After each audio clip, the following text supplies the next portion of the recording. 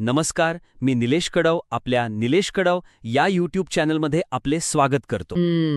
1947 सालचा तो काळ जरा डोळ्यांसमोर आणण्याचा प्रयत्न करूया.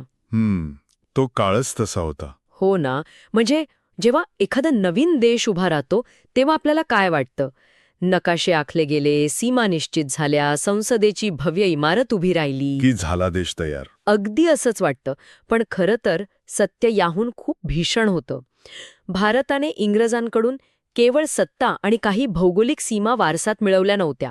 या देशाने वारसात मिळवले होते कोट्यावधी लोक, ज्यांच्याकडे न खायला पुरेसे अन्न होते, न आजारपणावर उपचार करण्यासाठी रुग्णालयं. अगदी बरोबर. आज आपल्या या सखोल विश्लेषणाच्या टेबलावर ऐतिहासिक नोंदी, जुने सरकारी अहवाल आणि जनगणनेची काही अत्यंत महत्त्वाची कागदपत्रे आहेत.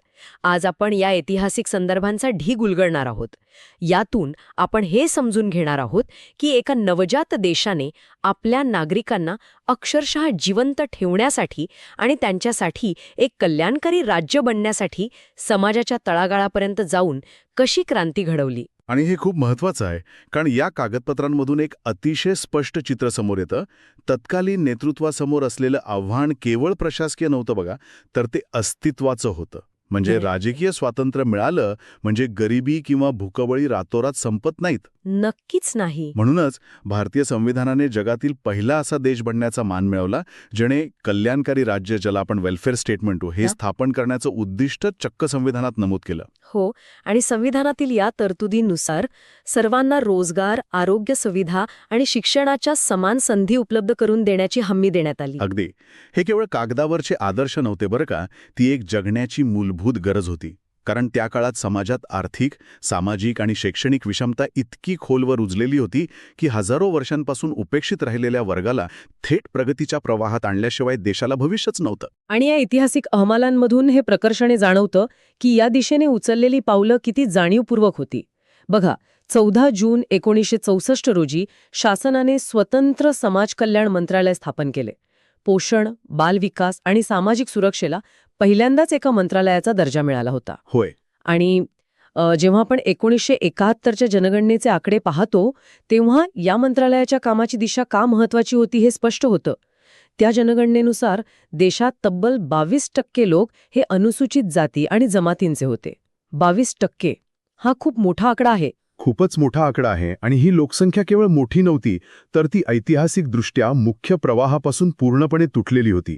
त्यामुळेच या 22% लोकांसाठी कायदे करणे, शैक्षणिक शिष्यवृत्ती देणे आणि संसदेत तसेच राज्य विधिमंडळात आणि शासकीय सेवेत राखीव जागा ठेवणे हा कोणताही राजकीय देखावा नव्हता. अच्छा, म्हणजे तो एक प्रकारचा उपाय होता. अगदी. तो एक सामाजिक उपचार होता. त्यांना निर्णय प्रक्रियेत सामावून घेतल्याशिवाय लोकशाहीचा मूळ हेतूच साध्य होणार नव्हता. या सर्व धोरणांनी भारताच्या सामाजिक न्यायाचा एक अतिशय भक्कम पाया रचला. हां, आपण यावर थोडं सविस्तर बोलूया.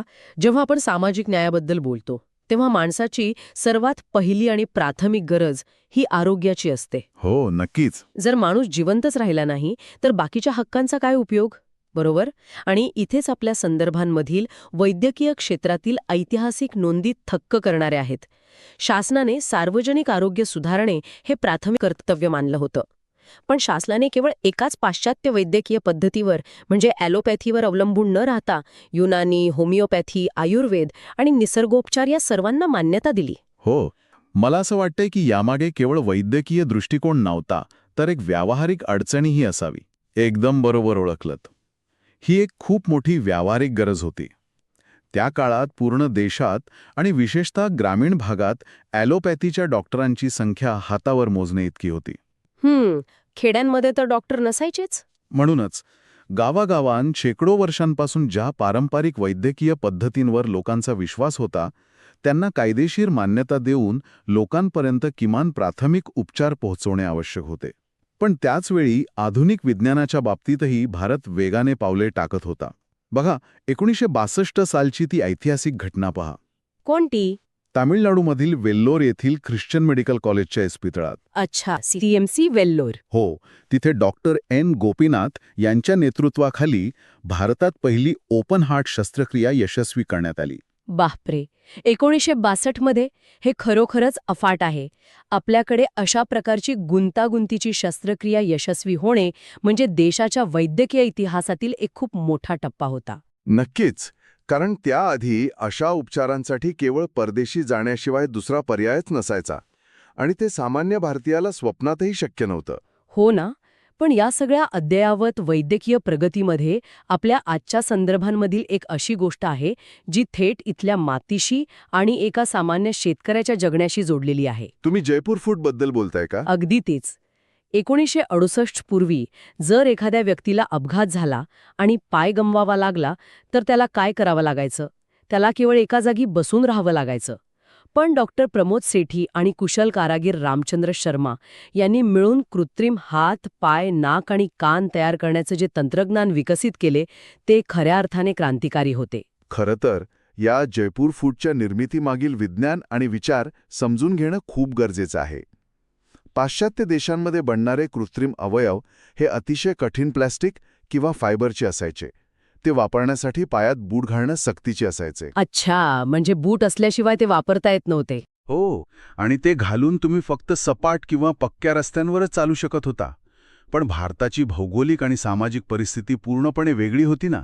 इथला शेतकरी बुटांशिवाय चिखलात काम करतो, उबडखाबड जमिनीवर चालतो. म्हणूनच डॉक्टर सेठी आणि शर्मा यांनी या कृत्रिम पायासाठी लाकूड, रबर आणि स्थानिक कारागिरांच्या कौशल्याचा वापर केला. हेच ते खरं कौशल्य.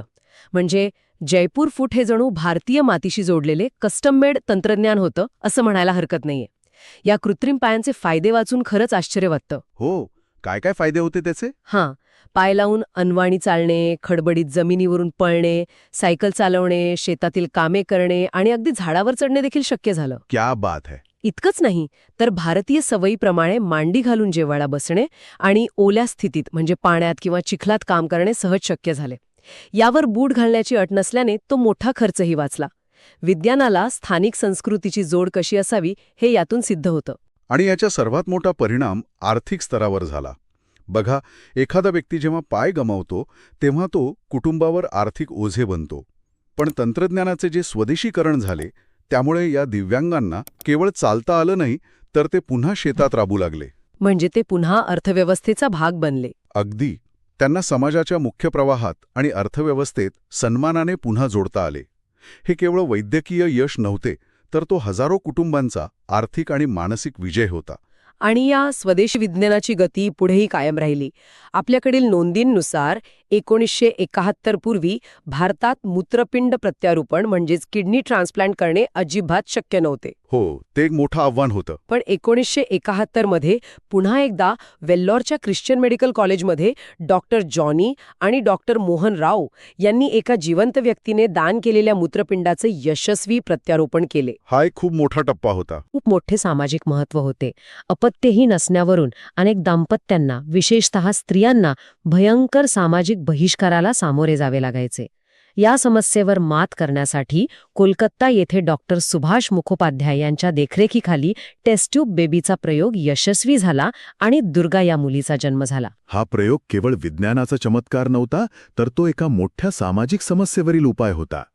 या तंत्रज्ञानाने अपत्य हवे असलेल्या अगणित पालकांना एक नवी आशा दिली. पण बघा, त्याचवेळी देशाच्या पातळीवर एक दुसरीच मोठी लढाई सुरू होती जिचा संबंध थेट बालकांच्या जगण्याशी होता. आपण ज्या ऐतिहासिक नोंदी पाहत आहोत त्यातील बालमृत्यूचे आकडे अत्यंत विदारक आहेत. हो, ते मी वाचत होते. खूपच भयंकर आहेत ते. 1978 पूर्वी भारतात दरवर्षी जन्माला आलेल्या 10 मुलांपैकी तब्बल 6 मुले जन्मानंतरच्या पहिल्या वर्षात मृत्युमुखी पडत होती. बापरे, 10 पैकी 6 मुले. हा आकडा अंगावर काटा आणणार आहे. हो, विचार करा. आज आपण लहान मुलांना लसीकरणासाठी नेणे हे एक सामान्य प्रक्रिया मानतो, पण त्या काळी पोलिओ, गोवर, धनुर्वात, क्षय, घटसर्प आणि डांग्या खोकला यांसारख्या आजारांनी अक्षरशः कहर माजवला होता.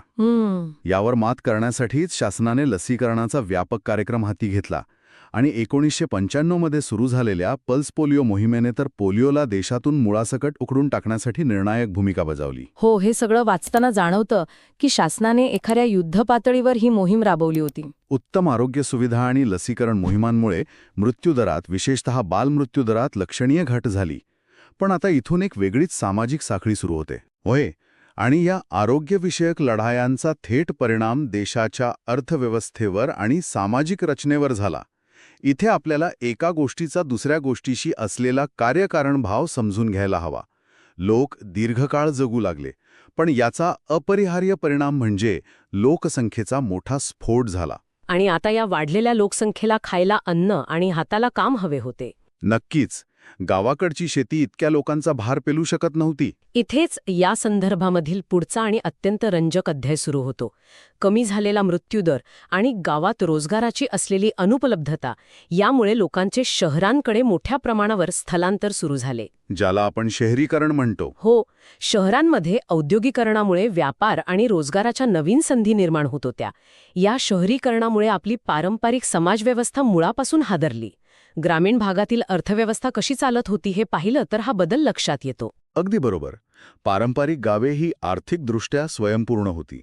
गावातील बहुतांश लोक शेतीवर अवलंबून होते आणि तिथे बलुतेदारी पद्धत अस्तित्वात होती. म्हणजे वस्तुविनिमय पद्धत, बरोबर? हो, सुतार, लोहार, कुंभार यांसारख्या कारागिरांना त्यांच्या कामाचा मोबदला पैशांच्या ऐवजी शेतीच्या उत्पादनातून मिळत असे.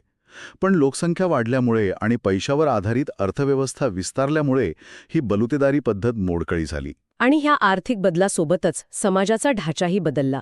आपण ग्रामीण आणि शहरी या दोन्ही समाजव्यवस्थांची तुलना केली तर हा बदल किती खोलवर होता हे लक्षात येतं. बघा, ग्रामीण समुदाय हा आकाराने लहान असायचा आणि तिथली संस्कृती, राहणीमान अत्यंत एकजिन्सी म्हणजे होमोजिनियस असायचे. हो, आणि बहुतांश व्यवसाय हे अनुवंशिक होते. बरोबर, म्हणजे वडिलांचा व्यवसाय मुलगा पुढे चालवणार. शिवाय शेतीच्या कामासाठी मनुष्यबळ लागायचे, त्यामुळे तिथे एकत्र कुटुंब पद्धतीला महत्त्व होते. पण जेव्हा हाच ग्रामीण माणूस शहरात आला तेव्हा काय झालं? तेव्हा त्याला एका बहुजिन्सी आणि संमिश्र अशा मोठ्या समाजाचा भाग बनावा लागला. हो, शहरात तुमचा अनुवांशिक व्यवसाय काय आहे यापेक्षा तुमच्याकडे नवीन जागतिक अर्थव्यवस्थेशी जुळून घेणारे कोणते कौशल्य आहे याला महत्त्व आले. आणि याच कौशल्याच्या शोधात एकत्र कुटुंब पद्धती मागे पडू लागली. शहरात राहायला जागा कमी, मिळणारा पगार मर्यादित आणि प्रत्येक व्यक्तीला कामाच्या निमित्ताने वेगवेगळ्या ठिकाणी राहावे लागणे यामुळे विभक्त कुटुंब पद्धती म्हणजेच नवरा-बायको आणि त्यांची मुले एवढीच मर्यादित कुटुंबाची व्याख्या बनली. जागतिकीकरणाच्या लाटेत या विभक्त कुटुंब पद्धतीला अधिकच गती मिळाली. हे सगळं पाहिल्यावर एक निरीक्षण नोंदवावंसं वाटतं. एखाद्या माणसाचे गावातून शहरात स्थलांतर होणे म्हणजे केवळ तो एका ठिकाणाहून दुसऱ्या ठिकाणी राहायला जाणे नसते. मग काय असतं? ग्रामीण भागातील त्या एकजिन्सी आणि एकत्र कुटुंब असलेल्या संस्कृतीतून शहरातील बहुजिन्सी आणि विभक्त जीवनशैलीत प्रवेश करणे हा एका अर्थाने एखाद्या समाजाचा सोशल DNA बदलण्यासारखे आहे. भौतिक प्रगतीसाठी आपण आपली सामाजिक सुरक्षितता मागे सोडत होतो का असा प्रश्न पडतो. खरंय, हे बदल अटळ होते. पण एक गोष्ट आपण विसरता कामा नये की शहरांचा झपाट्याने विकास होत असतानाही देशाची खरी ताकद गावातच होती. हो, कारण बहुतांश लोक तिथेच होते. हो, 1961च्या जनगणनेनुसार देशातील तब्बल 82% लोक ग्रामीण भागात राहत होते आणि 1971 मध्येही हे प्रमाण 80.1% होते. बापरे, 80%? हो, एवढ्या प्रचंड मोठ्या लोकसंख्येला आपण अंधारात ठेवून देशाची प्रगती करू शकत नव्हतो. खेड्यांमध्ये बारमाही पिण्याचं पाणी, स्वच्छतागृह, पक्के रस्ते, वीज आणि वैद्यकीय सोयींचा दुष्काळ होता. आणि यावर उपाय म्हणून शासनाला विकासाचे विकेंद्रीकरण करावेच लागले. म्हणजे दिल्लीतून किंवा राज्याच्या राजधानीतून खेड्यातल्या एखाद्या वाडीवर पाणी पोचवणे शक्य नव्हते. नाहीच, ते स्थानिक पातळीवरच व्हायला हवं होतं. म्हणूनच ग्रामपंचायत, पंचायत समिती आणि जिल्हा परिषदांना विशेष अधिकार देण्यात आले. 1962 मध्ये महाराष्ट्रात जिल्हा परिषदांची स्थापना झाली. याचा परिणाम म्हणजे 1970-71च्या सुमारास ग्रामीण भागात सकस आहार योजना, विहिरी आणि नळांद्वारे ग्रामीण पाणीपुरवठा योजना जोमाने सुरू झाल्या.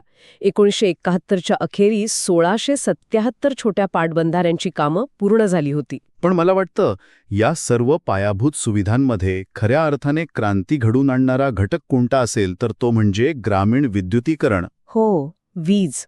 पहिल्या पंचवार्षिक योजनेच्या काळात संपूर्ण देशात केवळ 3000 खेड्यांमध्ये वीज होती. विचार करा, केवळ 3000. अरेच्छा, फक्त 3000? हो, आणि विजेअभावी शेतीचे पंप चालत नव्हते, त्यामुळे सिंचन मर्यादित होते.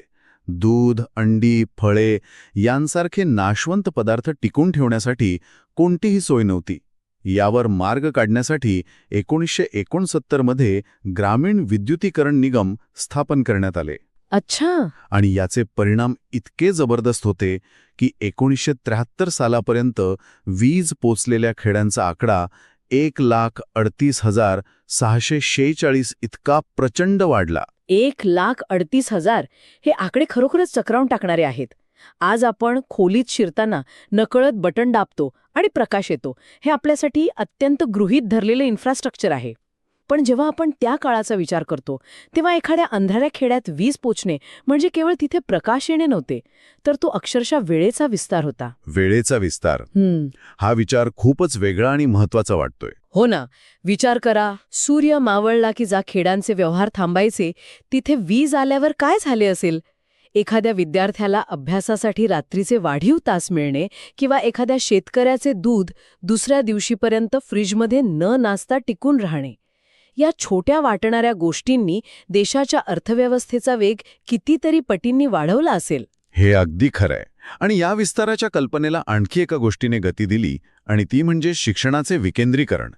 विजेमुळे जसा भौतिक वेळेचा विस्तार झाला तसाच शिक्षणातून बौद्धिक क्षमतेचा विस्तार करणं गरजेचं होतं. बरोबर. ग्रामीण भागात औद्योगिकरणाला चालना देण्यासाठी ग्रामोद्योग नियोजन समिती स्थापन झाली होतीच, जिने 1972 अखेर 1,06,000 लोकांना रोजगार दिला.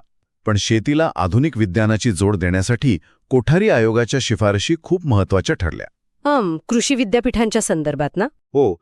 या शिफारशींनुसार महाराष्ट्रात राहुरी, अकोला, परभणी आणि दापोली येथे स्वतंत्र कृषी विद्यापीठे सुरू करण्यात आली.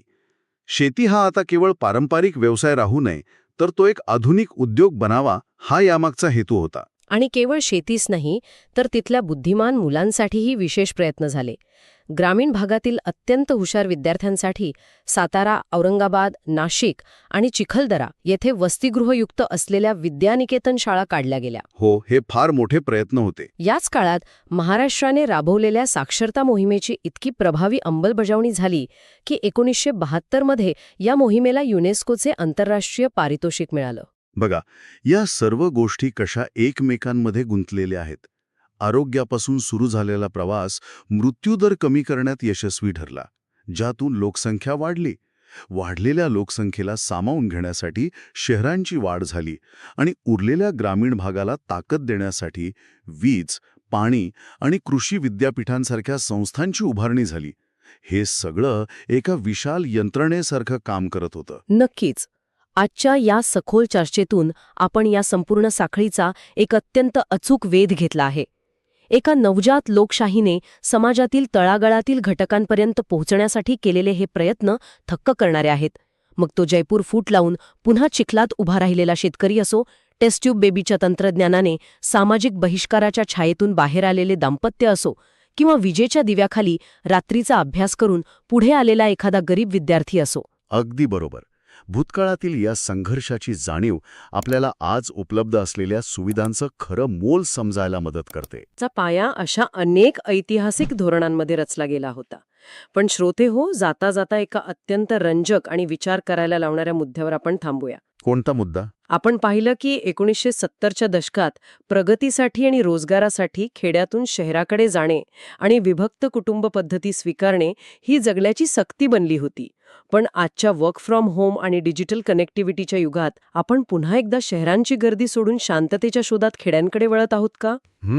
हा एक खूप चांगला विचार आहे. हो, म्हणजे प्रगतीचे हे चक्र खरोखरच पूर्ण फिरून पुन्हा जुन्याच एकत्रित आणि स्वयंपूर्ण जीवनशैलीकडे नवीन तंत्रज्ञानासह येत आहे का, यावर नक्की विचार करा.